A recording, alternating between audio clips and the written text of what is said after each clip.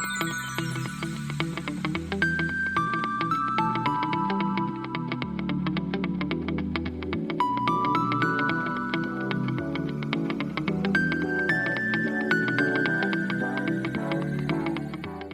sahabat kompas.com, kembali lagi dengan saya Diu Dananjaya. Saat ini saya berkesempatan untuk mencoba langsung Toyota Corolla Cross. Ya, sahabat kompas.com, kalau kita bicara soal Corolla, Corolla merupakan sebuah nama yang sudah melegenda di dunia otomotif. Mungkin kita semua sudah tahu, Corolla merupakan sebuah sedan Toyota yang terkenal di seluruh dunia. Secara global, Corolla tersedia dalam beberapa model.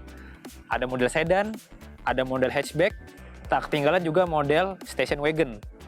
Baru-baru ini Toyota meluncurkan Corolla model SUV yang diberi nama Corolla Cross. Model ini baru meluncur sekitar 9 Juli yang lalu di Thailand dan saat ini sudah tersedia untuk pasar Indonesia. Nah, sahabat kompas.com, sekarang kita mulai untuk membahas desain fasianya terlebih dahulu. Secara tampilan, Corolla Cross memiliki tampilan yang gagah khas SUV. Desainnya mirip dengan beberapa model Toyota yang ada di Indonesia maupun di dunia. Khusus yang kami coba kali ini merupakan varian tertinggi, yaitu tipe hybrid. Perbedaannya terletak di desain logo Toyota yang ada warna biru di emblemnya. Kemudian di lampu utama juga sudah ada aksen warna biru. Tampilannya terlihat lebih gagah dan lebih maco ketimbang CHR model SUV sebelumnya. Dari depan, Corolla Cross sudah menggunakan lampu utama LED dengan proyektor, DRL juga sudah LED, kemudian juga fog lamp sudah LED. Beralih ke bagian samping, terdapat over fender dengan warna hitam yang mengesankan sebuah SUV tangguh yang juga jamak ditemukan di model-model SUV lainnya. Terdapat juga emblem hybrid yang menandakan varian tertinggi model ini. Beranjak bagian kaki-kaki, Corolla Cross menggunakan desain model two-tone ya.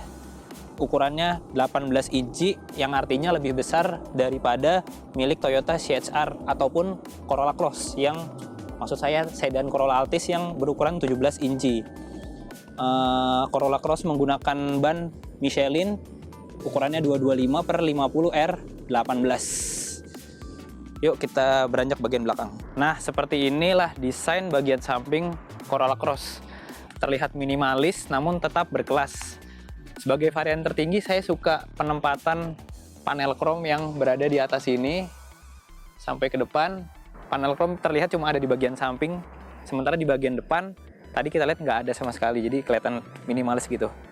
Pelek juga sama, two-tone polish dengan ukuran 18 inci dan rem belakang sudah menggunakan cakram. Beranjak bagian belakang, desain lampu belakangnya juga sangat segar, terlihat sangat modern. Terlihat ada tulisan Corolla Cross di bagian samping. Lampu sen tapi masih menggunakan model bohlam, begitu juga dengan lampu mundurnya. Sementara untuk lampu DRL sudah LED. Sebelah sini ada logo hybrid. Emblem Corolla Cross ada di bagian tengah dan seperti yang tadi saya bilang di sini tanpa panel chrome. Jadi terkesan lebih sederhana gitu. Bagian belakang, bumper belakang sewarna dengan over fender berwarna hitam. Kemudian ada mata kucing di sini. Terus di atasnya antena sudah model shark fin. Ada roof rail, spoiler belakang belum ada. Kemudian di sini ada washer nih, washer untuk wiper belakang, sudah ada defogger belakang juga dan ada kamera mundur. Sekarang kita mau coba membuka pintu bagasi belakang. Caranya mudah, kita bisa cuma dengan menendang aja.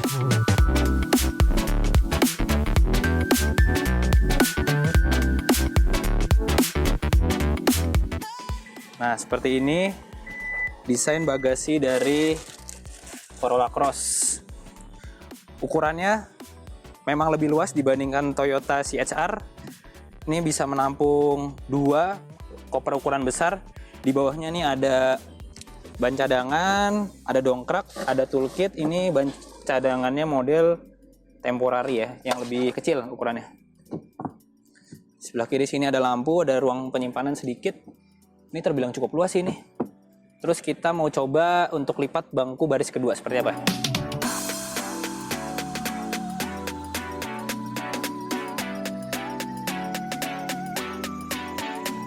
Nah, begini kondisi bagasinya setelah kita lipat bangku baris kedua.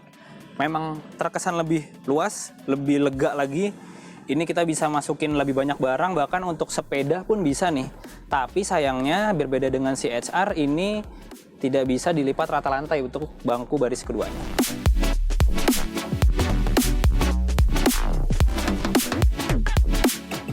Nah, sahabat kompas.com, sekarang saya sudah berada di bangku baris kedua Toyota Corolla Cross.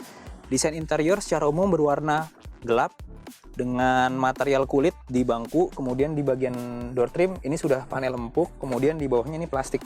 Sementara bagian handrest ini sudah menggunakan panel empuk juga. Tersedia cup holder di sebelah kanan dan di sebelah kiri. Tak ketinggalan juga di bagian tengah sini dengan armrest dan 2 buah cup holder. Posisi duduk ini dengan posisi berkendara saya tinggi 165 cm. Ini untuk bangku baris kedua terbilang lega nih. Banyak sisanya, tapi untuk pengaturan jok memang tidak bisa diatur maju mundur, tapi reclining masih bisa nih. Ini yang tegak segini, yang paling rebah segini. Lumayan ini untuk yang paling rebah ya. Ini cukup nyaman sih untuk perjalanan jauh. Kemudian headrest juga bisa diatur tinggi rendahnya. Terbilang nyaman di bangku baris belakang. Kemudian coba kita yang bagian tengah. Oh, ternyata yang bagian tengah juga sama empuknya nih. Biasanya kan yang tengah agak kurang empuk ya. Ternyata yang bagian tengah empuk juga. Berarti Corolla Cross ini cocok nih untuk keluarga yang jumlahnya 5 orang gitu ya. Tapi memang di belakang sudah ada headrest juga, bisa diatur ketinggiannya. Cukup nyaman. Dan di bagian tengah juga sudah ada seat belt. Sementara kalau kita melihat bagian tengah di sini sudah ada kisi-kisi AC dan ada 2 buah soket USB 2,1 ampere. Wah, ini menarik nih untuk yang bawa gadget bisa ngecas di sini. Nah, sahabat kompas.com, mungkin itu aja di bangku baris kedua. Sekarang kita coba bagaimana rasanya di bangku baris pertama. Nah, sahabat kompas.com nih, kita sekarang sudah berada di bangku baris pertama Corolla Cross. Secara tampilan, saya suka dashboardnya, sangat terlihat modern. Ini mirip masih dengan desainnya Corolla Altis ataupun CHR ya. Ini tampilannya seperti ini kurang lebih. Desain setir sama, desain kisi-kisi AC pun juga sama. Tapi yang berbeda tentu aja ada di head unit. Head unitnya Corolla Cross ini punya fitur yang lebih lengkap ya. Selain dia bisa untuk memutar radio, memutar musik, sambungan telepon, ada notifikasi untuk mungkin pengingat untuk servis kendaraan gitu. Ada Miracast juga nih untuk menyambungkan dengan smartphone. Tapi satu yang menarik menurut saya, dia ada fitur e-money di sini. Kalau kita pencet e-money, nah ini yang sudah terinstall adalah aplikasi dari e-money-nya Bank Mandiri. Ini kalau kita tempel nih di bagian sini ya, sebelah kanan, kita tempel e-money kita. Nah, terbaca saldonya ya. Ini menarik banget nih buat yang punya e-money. Pasti kan ragu tuh sebelum masuk tol ya, harus ngecek dulu ke minimarket, agak ribet atau kemana. Ini langsung aja di sini bisa. Kita lanjut bagian head unitnya. Di bawahnya nih ada pengaturan AC, sudah menggunakan climate control yang cukup lengkap, sudah digital juga, dan ini sudah dual zone ya. Kanan kiri bisa diatur secara individual, pengaturannya pun lengkap, arah semburan lengkap, ada heater juga. Berlanjut bagian bawahnya, di sini ada penyimpanan yang cukup lega nih, bisa untuk menyimpan dompet atau handphone.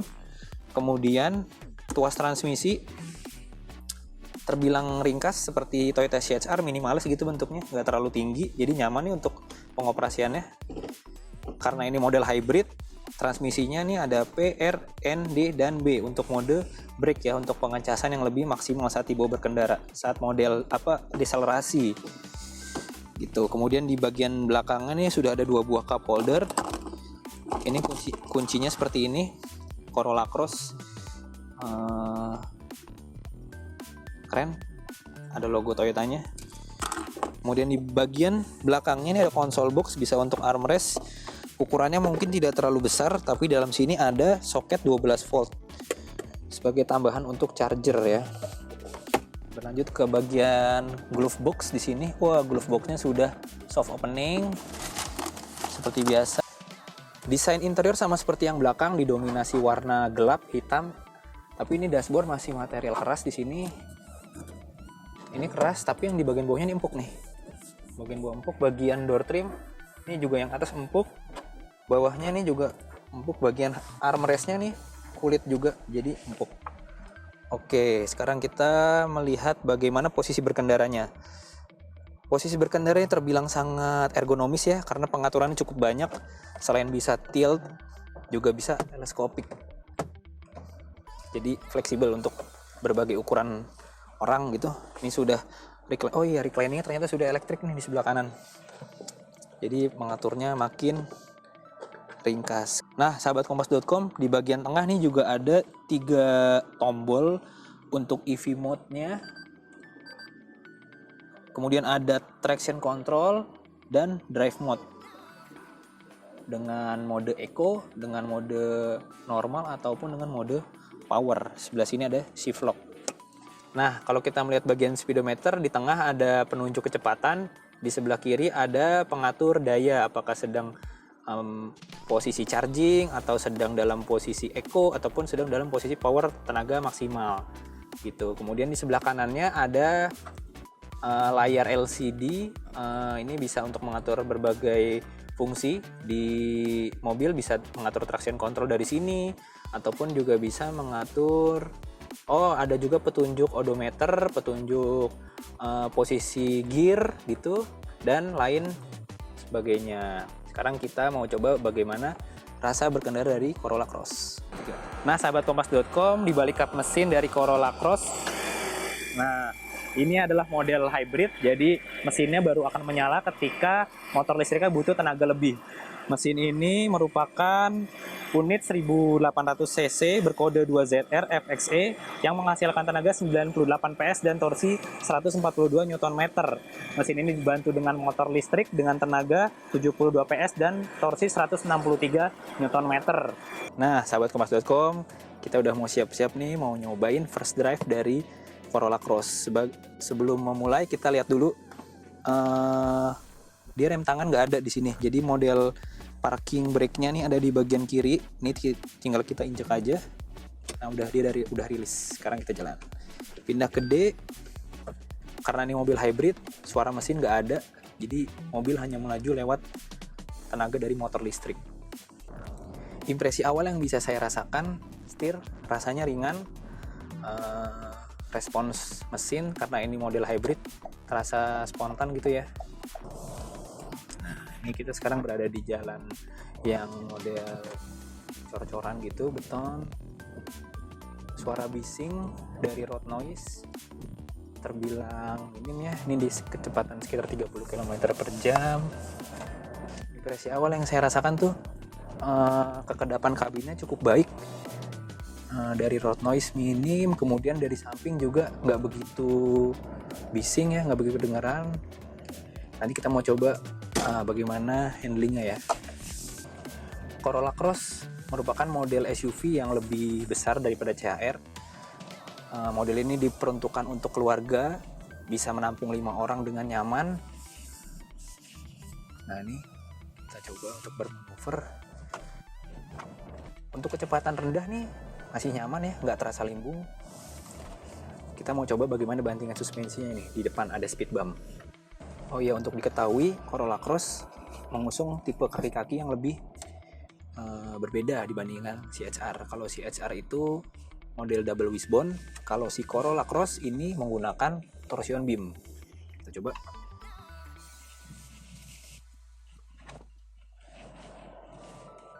Iya. Jadi dalam kecepatan rendah tuh dia masih terbilang empuk dibandingkan double wishbone-nya punya CHR.